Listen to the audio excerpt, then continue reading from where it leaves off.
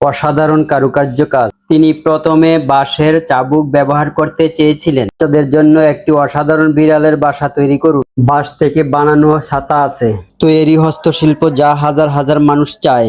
এটা স্পষ্টতই সাধারণ বাঁশ, কিন্তু এটা তার দ্বারা বানানো ছিল। আর্টওয়ার্ক যা আমাদের জন্য দীর্ঘায়িত করে কিন্তু অপ্রাপ্য। এই লোকটির নাম আঙ্কেল জিওজি। তিনি 1970 সালে জন্মগ্রহণকারী একজন বাঁশের চাবুক মাস্টার। তার উজ্জ্বলের সঙ্গে বাঁশ শিল্পের একটি সূক্ষ্ম কাজ হয়ে ওঠে। এটি চুলের মতো পাতলা বাঁশের টুকরোতে পরিণত হয়।